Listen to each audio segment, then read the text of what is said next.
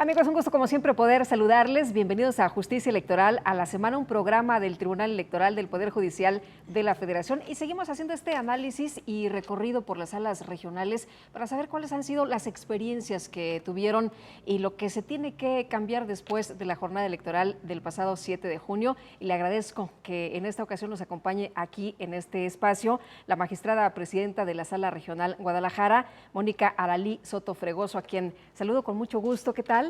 Muchísimas Bienvenida gracias, una Lupita. vez más. Muchísimas gracias por la invitación. Oye, ¿qué tal estuvo esta experiencia? ¿Cómo la vivieron? Pues muy intensamente, ha sido una gran experiencia, la verdad, este proceso electoral federal y local en 3 entidades federativas, pues nos ha dado la oportunidad de vivenciar no solamente cambios estructurales en lo que ha sido nuestro sistema electoral, sino además en esta dinámica que se presenta en cada una de las entidades federativas en donde se llevan a cabo o donde se llevaron a cabo las elecciones en este proceso electoral. Características totalmente distintas y además mencionas esto de la reforma electoral. Tuvimos la oportunidad de ver por primera vez este tema de las candidaturas independientes y dentro de la Sala Regional Guadalajara, que abarca varios estados, nos encontramos, por ejemplo, 2 candidatos independientes de lo más relevante, incluso a nivel nacional. Está Cloutier y está también Kumamoto. 2 pues emblemas, ¿no?, de candidaturas independientes.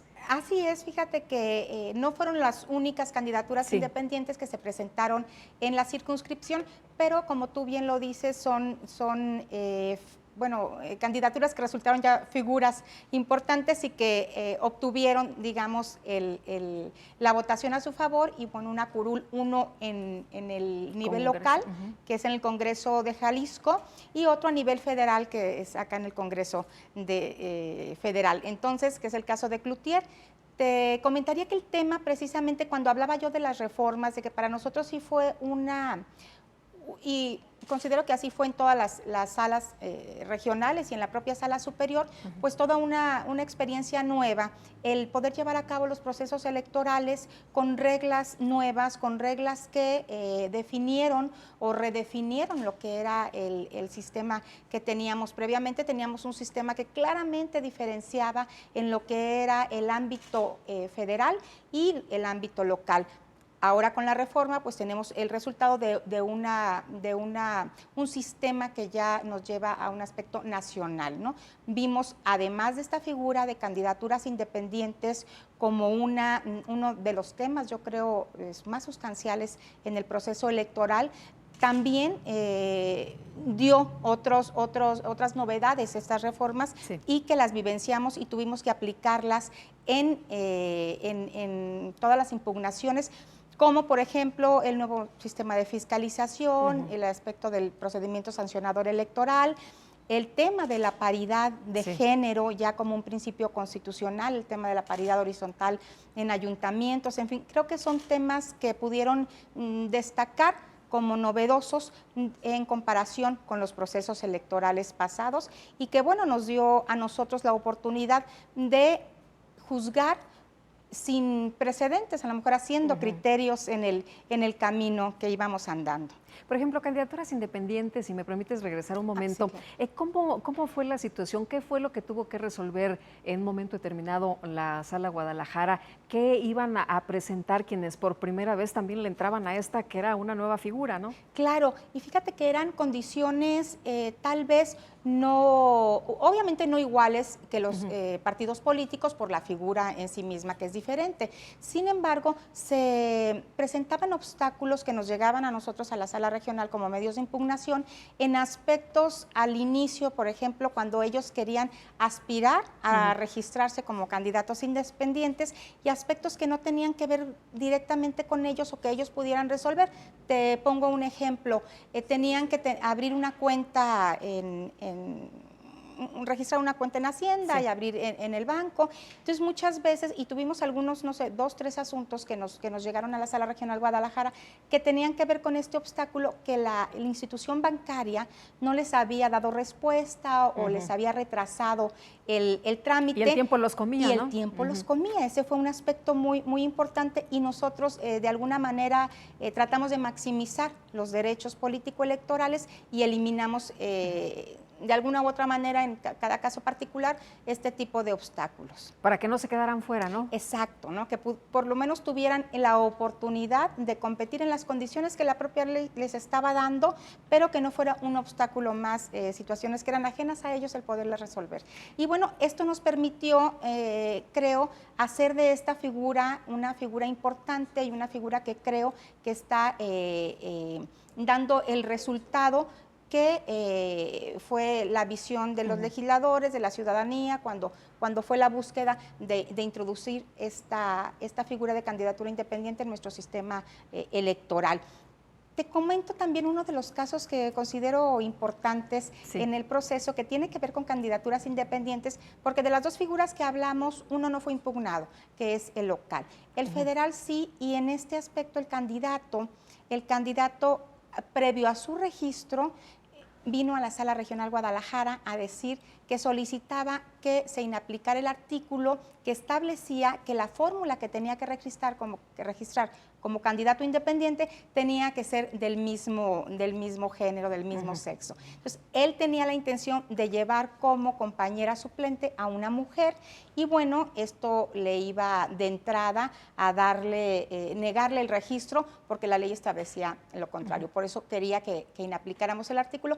En la Sala Regional Guadalajara consideramos que el artículo en sí mismo podía considerarse como una acción afirmativa de los legisladores y no inaplicamos. Lo que hicimos fue hacer una interpretación conforme a la Constitución y a los tratados internacionales y consideramos que el hecho de que llevara el candidato independiente propietario hombre como compañera suplente a una mujer no vulneraba de manera alguna las condiciones y las reglas electorales y que por el contrario favorecía la participación de las mujeres.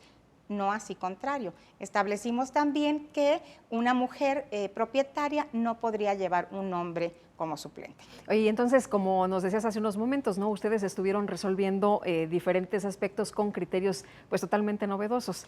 No había antecedentes. Así es, no había precedentes en muchos de estos aspectos y bueno, creo que eso nos permitió refrendar el compromiso a los magistrados que integramos la Sala Regional Guadalajara, el magistrado Abel Aguilar, el magistrado Helio Partida y tu servidora, refrendar el compromiso que tenemos como juzgadores electorales y hacer un esfuerzo mayor en reflexión, en conciliar criterios para avanzar, para que con nuestras resoluciones diéramos pasos hacia adelante, que nuestras resoluciones abrieran la participación ciudadana en lo más posible, siempre pues apegado también al marco jurídico y constitucional que nos rige. Y hablando de participación ciudadana, la mujer no puede estar exenta de estos también nuevos lineamientos, como lo vimos en la reforma electoral, esto de paridad de género que nos platicabas, y mencionabas un aspecto, esto de la paridad horizontal, que tengo entendido en Baja California,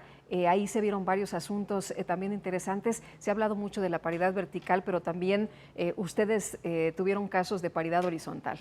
Así es, tuvimos casos de paridad, mira, y pudiera ser, no sé si es positivo o negativo darte el dato, pero creo que estamos celebrando, yo lo vería así, el hecho de que tuvimos bastantes medios de impugnación que tenían que ver con la defensa de los derechos político-electorales de las mujeres, y esto porque yo considero, y a título muy personal, no porque existan más violaciones a los derechos, sino porque creo que la cultura de la denuncia y la defensa de los derechos político-electorales por parte de las mujeres está permeando y está haciéndolas más combativas, ¿no? Saben que cuentan. Las mujeres están haciendo valer sus derechos, Así ¿no? es, los derechos que si la ley siempre las han tenido. protege, hay que aprovecharlo, ¿no? Exacto. Entonces, bueno, de alguna manera creo que el tribunal ha hecho un trabajo de sensibilización con las propias sentencias que ha emitido, que siempre ha sido abierto el camino por la Sala Superior. Tenemos pues casos emblemáticos, ¿no? Como la 12.624, entre muchos otros, afortunadamente ya,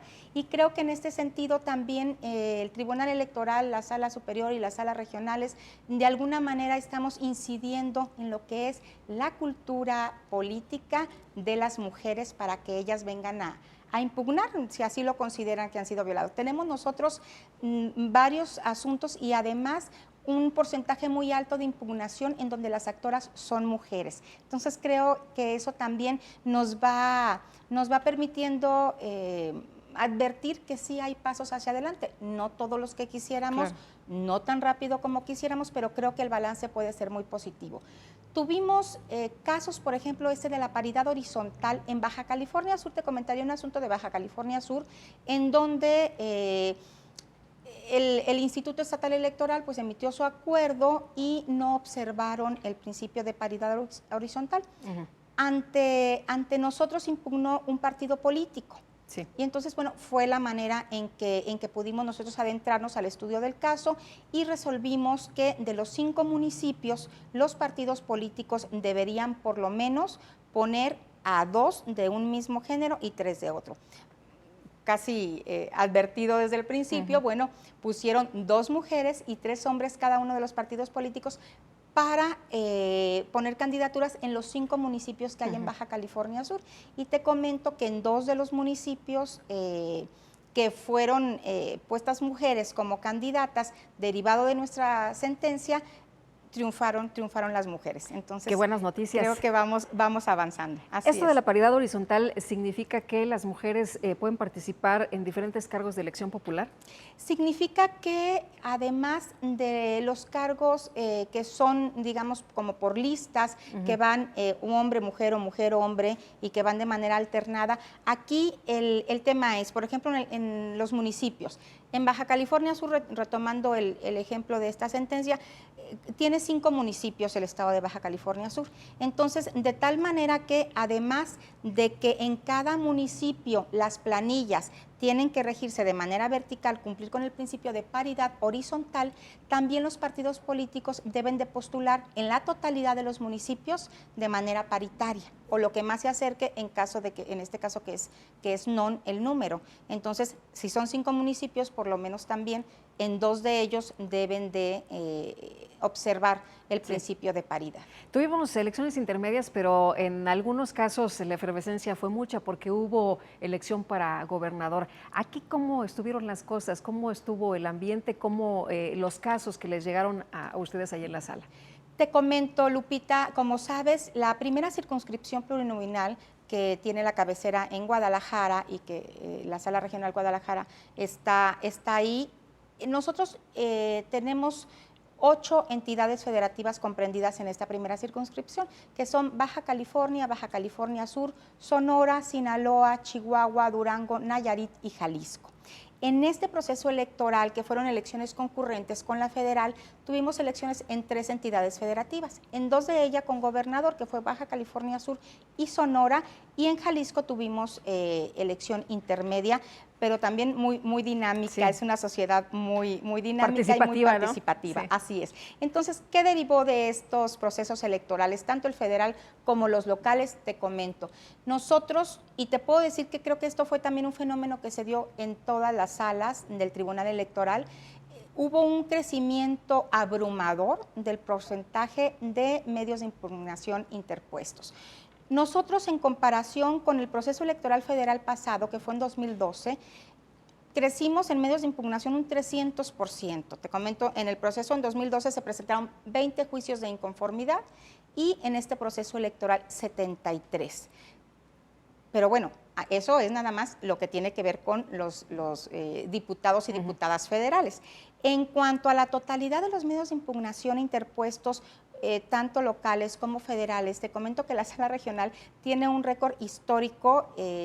Tenemos recibidos al día de hoy 11,700 9, creo, o 6, 11.706 medios de impugnación. Estuvo muy movido, la gente movidísimo, ¿no? Aprovechó. Así es. Entonces, bueno, derivado de diferentes causas, pero por supuesto que es un número inesperado, es un número no proyectado, pero de alguna manera el compromiso que yo te decía que refrendamos tanto los magistrados como todo el equipo jurídico administrativo de la Sala Regional Guadalajara ha sido suficiente para resolver en todos los casos en tiempo y forma.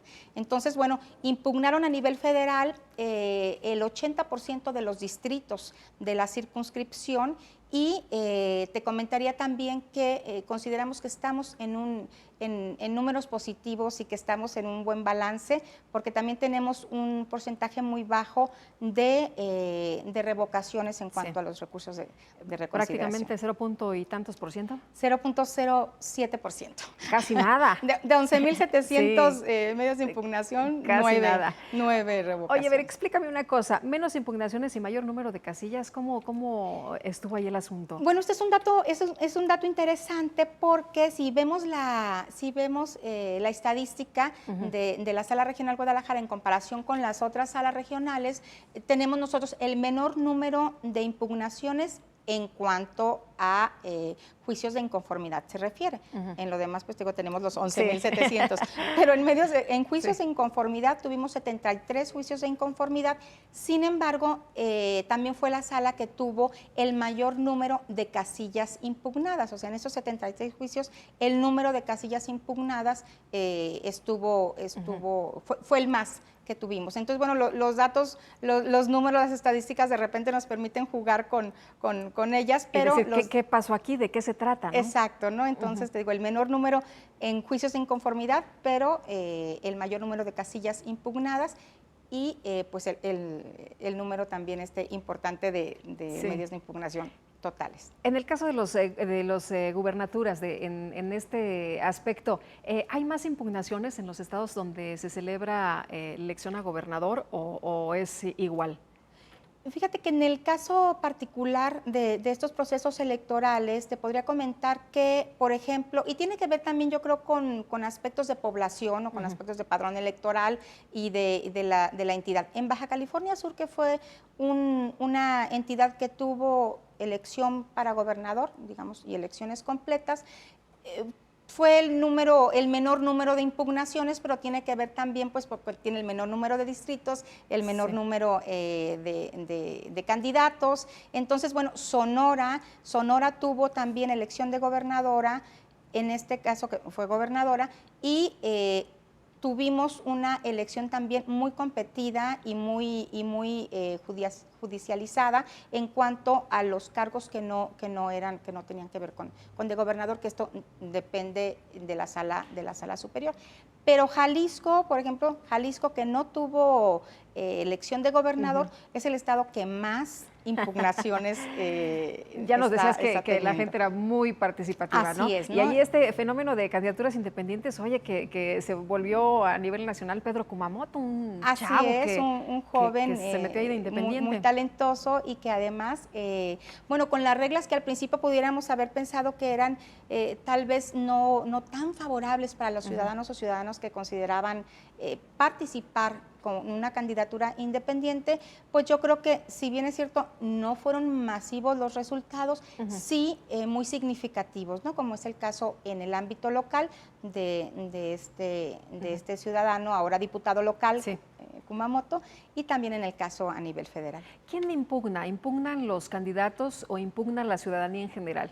Depende el medio de impugnación. Cuando son la defensa de sus derechos político-electorales, los ciudadanos y las ciudadanas son las que acuden por su propio derecho a impugnar a través del juicio de protección para los derechos político-electorales del ciudadano. Y cuando es por elecciones, los resultados electorales, pues acuden los partidos políticos. ¿En qué parte del proceso estamos? Yo sé que hay diferentes calendarios en los estados y que hay quien toma posesión en un momento determinado, hay quien hasta enero, hay quien en octubre, en fin. ¿Cómo está la situación?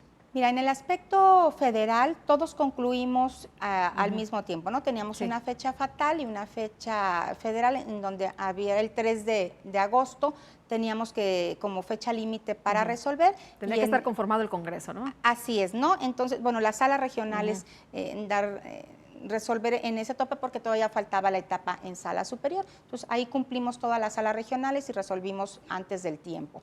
En el ámbito local, pues depende en cada sala regional las elecciones y los tiempos de cada entidad federativa. Nosotros, por ejemplo, en Baja California Sur concluimos ya con todas las resoluciones y con las tomas de protesta. También Sonora, digamos que ahorita solamente quedaría el estado de Jalisco, en donde hasta la fecha límite es hasta el 1 de noviembre.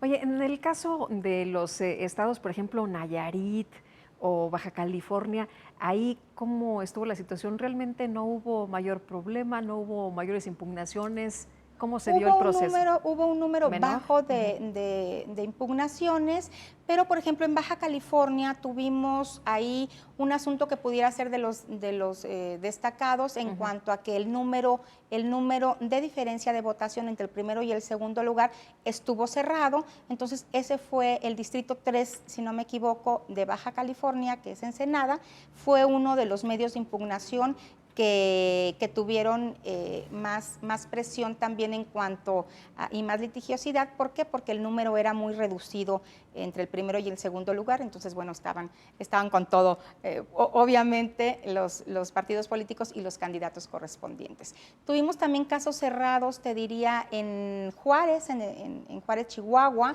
en donde llegaron con 119 votos de diferencia entre el primero y el segundo lugar y quedaron en 48, después de una revisión, de anulación de casillas, en fin. Y, de momentos muy tensos e intensos, ¿no? Así es, y tuvimos otro asunto en donde en Sonora, en San Felipe de Jesús, Sonora, que por cierto ayer resolvimos ya el último de ellos, en donde la diferencia fue un voto. Nada más un voto. Bueno, aquí eso de que se mencione siempre, ¿no? Que una elección puede ganarse o perderse por un solo voto. Así es, entonces, bueno, por increíble que pueda parecer, la diferencia la hace un voto. Entonces tuvimos ahí, luego le llaman, dicen el voto de oro, ¿no? Entonces, el voto que le da el gane al que le corresponda. El que da el triunfo. Así es, entonces, pues creo que en este aspecto tuvimos, te digo, toda una gama de situaciones presentadas, novedosas y también de las que generalmente se presentan en los procesos electorales, pero pues nos permitió también enriquecernos como impartidores de justicia y aprender. Siempre creo que aprende uno de los procesos electorales y de las reformas, y el tener esta oportunidad de aplicar las nuevas reglas electorales, pues nos dio. ¿Cuál dirías tú que sería la lección o las lecciones de este proceso electoral?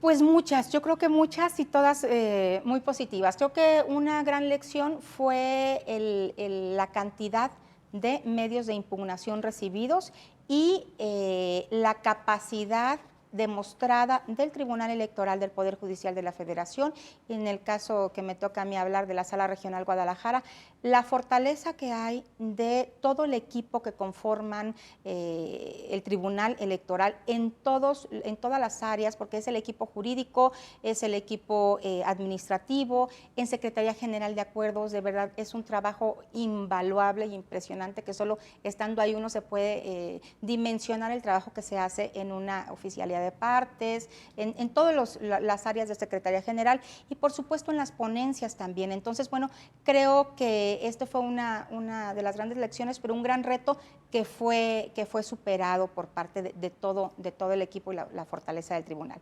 Otro reto y otra de las grandes lecciones, pues fue también el poder aplicar la reforma electoral, estos cambios. Hubo cambios sustanciales, como fue también el hecho de autoridades nuevas, tanto del INE como de los institutos electorales en las entidades federativas llamadas OPLES, y en donde, bueno, creo que hubo una coordinación que fue adecuada y que resultó y nos permitió que el proceso electoral se llevara a cabo de una manera, en un desarrollo armónico, con las particularidades normales de las elecciones y de la resolución de los medios de impugnación. Hablando de medios de impugnación, te quisiera preguntar sobre la Ley General del Sistema de Medios de Impugnación. ¿Esto tiene que cambiar o permanece igual o cómo verías tú esta situación? Bueno, te diría que el derecho electoral en sí mismo es el derecho, yo creo que más dinámico de todas las áreas del derecho. Es un derecho que se va haciendo día a día y es un derecho que de manera muy estrecha y muy directa se va construyendo no solamente con el papel del legislador, no solamente con el papel del juzgador que interpreta la ley, sino también se va construyendo con la ciudadanía en una participación directa y quienes nos van diciendo cuál es el rumbo, cuáles son las pautas que tenemos nosotros en las que ir avanzando. Entonces, de esta manera yo considero que por supuesto que es importante y necesario que haya los cambios que nos hayan dado las lecciones y el proceso electoral pasado. Habrá que hacer, por supuesto, un ejercicio obligado de reflexión, de análisis, de diagnosticar tanto el aspecto de nuestra ley como de todas, ¿no? De nuestras sentencias. Entonces, evidentemente creo que va a haber alguna reforma que sería adecuado en varios de los temas que sin duda pues saldrán en estas reflexiones que te comento, serán sin duda obligadas. Nos hablabas del volumen de las impugnaciones que se presentaron precisamente ante esta sala. Esto nos habla de la confianza que se ha ido generando por parte de la ciudadanía, por parte de los candidatos en el tribunal, en las salas regionales. Yo creo que sí, sin duda alguna. Tú no vas a un lugar en donde no confías la respuesta o lo que vas a ir a pedir, ¿no? Y no solamente creo yo que es un indicador de confianza el número de impugnaciones presentadas, sino también el número de sentencias cumplidas. Por ejemplo, en la Sala Regional Guadalajara, todas y cada una de nuestras sentencias han sido cumplidas y además también creo que siendo un derecho que por supuesto hay que ejercerlo, así se considera, tienen todavía el recurso de acudir a la sala superior para impugnar las sentencias de las salas regionales, y en este caso yo te hablaba de un número menor de impugnaciones, en el dato de 11.706 medios de impugnación recibidos, se han ido a la sala superior en reconsideración 79 medios de impugnación. Entonces, bueno, creo que los otros que no han acudido a ejercer ese derecho que tienen, por supuesto, es porque consideran que las resoluciones de la Sala Regional Guadalajara pues son resoluciones que a ellos les quedan claras y conformes. Y yo creo que es uno de los mayores retos que tenemos las juzgadoras y los juzgadores electorales, y yo lo comento cada que puedo. El mayor reto es, sabemos que hay dos partes en todos los asuntos y solamente una va a tener la razón. Sí. Entonces, el reto mayor, creo, es hacer que la parte que no es beneficiada en el criterio y en la sentencia se quede conforme, no obstante, pues no esté de acuerdo en que no se le haya dado la razón, pero que considere que la resolución estuvo sustentada en los principios de derecho, en los principios constitucionales, en los tratados internacionales, y que puedan decir, bueno, no estoy de acuerdo, me hubiera gustado a mí ganar, pero respeto la decisión tomada por el órgano ya sabemos, colegiado. ¿No? Que uno gana y que uno pierde. Así es. Entonces creo que esa es una evaluación muy importante que nos hace la ciudadanía y los justiciables. Entonces ya nada más falta Jalisco y se cierra ya el proceso electoral. Se cierra este proceso electoral.